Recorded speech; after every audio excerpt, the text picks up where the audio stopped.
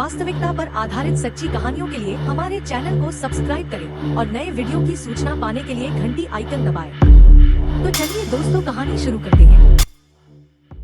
शहर में पहुंचने के कुछ ही दिनों बाद स्थानीय जल स्रोत और उसके निवासियों से परिचित होने के लिए समय निकालते हुए मैं विकर हाउस के इर्द गिर्द प्रचलित प्रसिद्ध अंधविश्वासों से परिचित हो गया।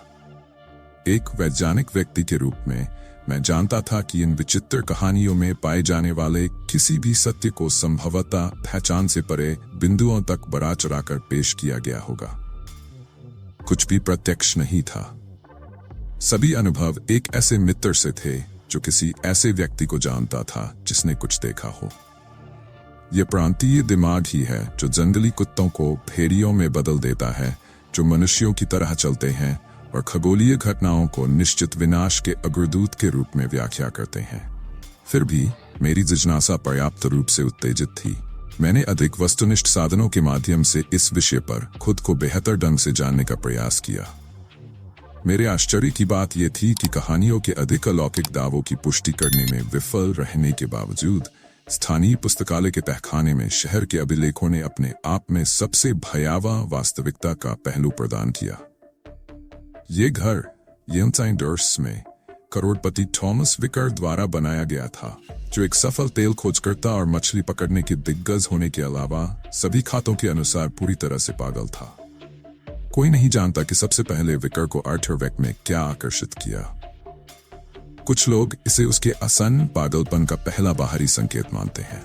जो जात है वह यह है कि जिस घर का नाम उसके नाम पर रखा गया था, उसकी नींव उसके आगमन के तुरंत बाद ही डाल दी गई थी। विकर के साधन संपन्न व्यक्ति के लिए यह इमारत बहुत ही मामूली थी। इसकी ऊंचाई मात्र 2 मंजिल थी और इसमें बमुश्किल 1 दर्जन कमरे थे। साथ ही भंडारण के लिए तहखाना और अटारी भी थी। यह घर ब्लैकवुड ड्राइव पर बना था, जो शहर की मुख्य सड़क की एक प्रमुख सहायक नदी थी और औद्योगिक केंद्र के करीब था। प्लॉट में लगभग 1/4 एकड़ जमीन थी। यार्ड में कुछ खिले हुए पेड़ और एक छोटा बगीचा था, जो पूरे घर के चारों ओर एक ऊंचे लोहे की बाड़ से घिरा हुआ था, जिस तक एक समान गेट से पहुंचा जा सकता था। इस दुर्जय परिधि के खंभों पर संभावित अतिचारियों को हतोत्साहित करने के लिए खतरनाक कीलें लगाई गई थीं। निर्माण तेजी से पूरा हुआ और जोजी की शर्दतों में विकर ने एक नौकरानी, ग्राउंड्समैन और अपनी पत्नी के साथ घर में रहना शुरू कर दिया। घर की मालकिन जल्दी ही शहरवासियों के बीच गपशप का विषय बन गई। निर्माण के दौरान विकर ने अपनी पत्नी को अज्ञात स्थानों पर ठहराया था। कोई भी याद नहीं कर सकता कि वह घर में कब आई थी। एक दिन वह बस वहां थी। चूंकि ग्राउंड कीपर बाहरी यार्ड और बगीचे की देखभाल करता था और नौकरानी बाजार जाने सहित सभी घरेलू काम संभालती थी, इसलिए महिला को कभी घर से बाहर निकलते नहीं देखा गया। सामाजिकता के इस पूर्ण अभाव के कारण शहर के लोगों को महिला के बारे में इतना कुछ पता नहीं चला जितना कि उसका ईसाई नाम। नौकरों ने खुद इस विषय पर कोई प्रकाश नहीं डाला। वह आदमी डार्क कॉन्टिनेंट के एक सुदूर हिस्से से आया था और महिला मिश्रित नस्ल की लग रही थी, जो कि स्पष्ट रूप से ओरिएंट की थी। विकर ने व्यापारिक सौदों के लिए विदेश में रहते हुए दोनों की सेवा ली थी और दोनों में से कोई भी अंग्रेजी का एक शब्द भी नहीं बोलता था। स्वाभाविक रूप से लेडी विकर सबसे लगातार अफवाहों का विषय थी। शुरुआती अटकलें लगाई जा रही थीं कि वह किसी विदेशी बीमारी से पीड़ित है, जिसकी वजह से वह बिस्तर पर पड़ी रहती है।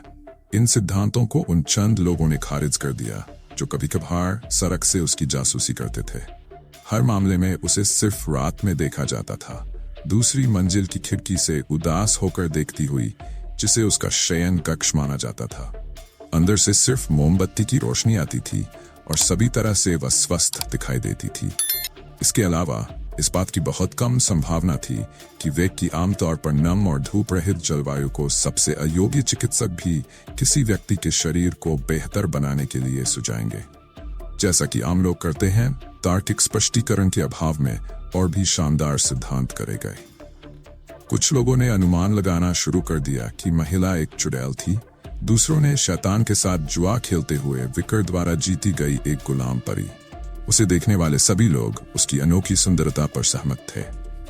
मैंने इस जानकारी का अधिकांश हिस्सा स्थानीय अखबार के अभिलेखागार से प्राप्त किया, विशेष रूप से एक जिज्ञासापूर्ण लेख जिसमें उस महिला की तस्वीर थी।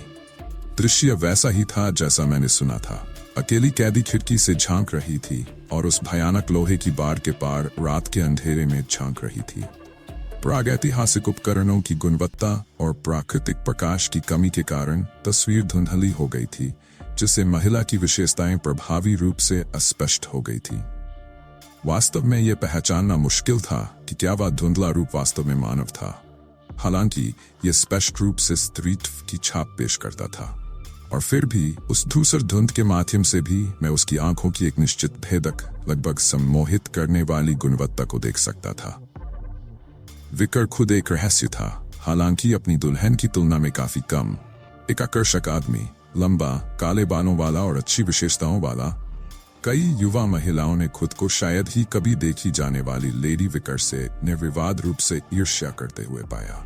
हालांकि अक्सर व्यापारिक यात्राओं लंबी अवधि के लिए बाहर रहते थे। घर पर विकर वेक में एकमात्र शराब की दुकान पर अक्सर जाते थे, एक अवैध स्थान जिसे शराबबंदी को बनाए रखने के लिए जिम्मेदार रिश्वतखोर पुलिस बल द्वारा लगातार अनदेखा किया जाता था। हालांकि शहर में उनका कोई ऐसा व्यक्ति नहीं था जिसे स्पष्ट रूप से मित्र कहा जा सके। विकर को अपने संरक्षण के अवसरों पर घर के लिए पेय खरीदने के लिए जाना जाता था, और इस तरह कुछ साथी मौज मस्ती करने वालों से बातचीत करते थे। विकर की जुबान को खोलने में कभी देर नहीं लगी, जिसके बाद वह अपने साथ आए लोगों को अपनी विदेश यात्राओं की शानदार कहानियां सुनाता। कैरिबियन में निषिद्ध हुडू अनुष्ठान, अफ्रीका के मध्य में अजीबोगरीब आदिवासी बलिदान, पूर्वी यूरोप में घूमने वाले मृत व्यक्ति और अनगिनत अन्य, जिनमें से प्रत्येक पिछले से अधिक अजीब और काला था। हालांकि विकर ने कभी अपनी पत्नी के बारे में सीधे बात नहीं की, लेकिन ये कहानियां केवल उसकी उत्पत्ति की अफवाहों को उजागर करने के लिए काम आईं। लगभग 5 वर्षों तक चीज इसी तरह आगे बढ़ी। विकर यात्रा करता और वापस आने पर मौज मस्ती करता। नौकर बिना किसी टिप्पणी या शिकायत के अपने काम में लग जाते। शहर के लोग अपश पकड़ते। भयावह घटना बिना किसी चेतावनी के हुई।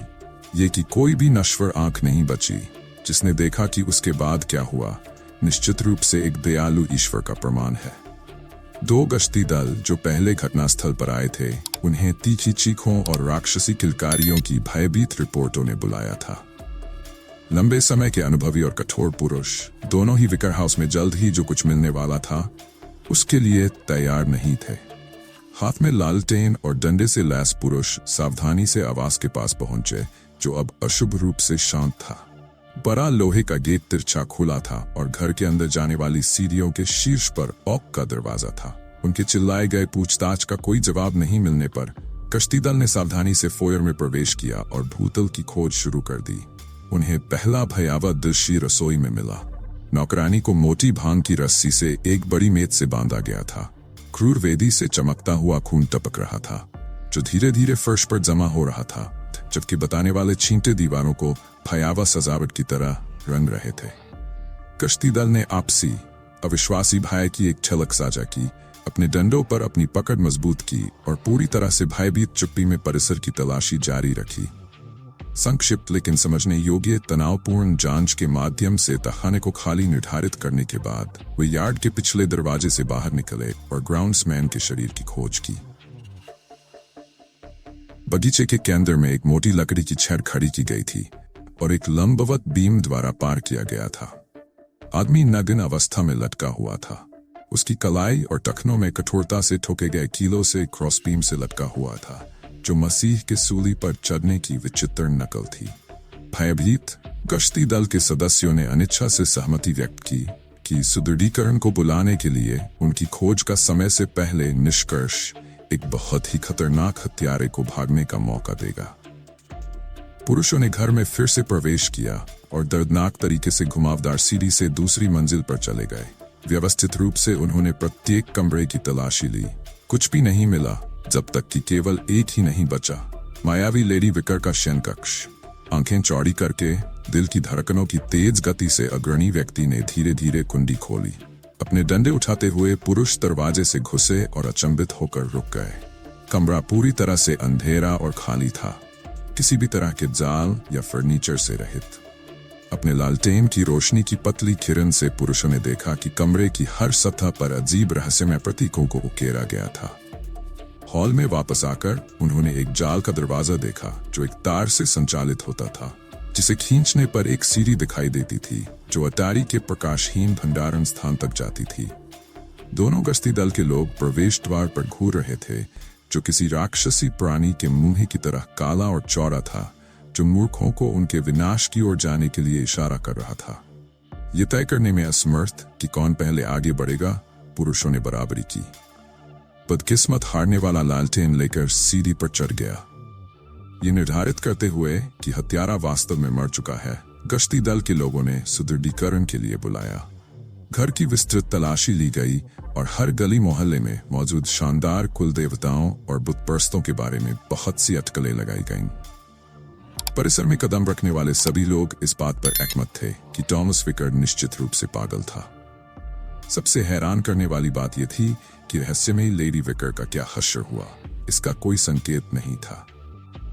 गश्ती दल द्वारा बताए गए पागल के अंतिम कथन को ध्यान में रखते हुए जांचकर्ताओं ने निष्कर्ष निकाला कि महिला नियमित रूप से छोड़े जाने से थक गई थी। विकर की हाल ही में विदेश यात्रा के दौरान अज्ञात स्थानों पर भाग गई थी। वापस लौटने पर यह सदमा उस व्यक्ति को जानलेवा क्रोध में डालने के लिए पर्याप्त था। चूंकि महिला के बारे में लगभग कुछ भी पता नहीं था, न तो वह कहां से आई थी और न ही उसका असली नाम, इसलिए कोई खोज नहीं की गई और मामला खारिज कर दिया गया। यहीं से कहानी तार्किक कारण के दायरे से हटकर शहरी किंवदंती के विकृत रास्तों में चली जाती है।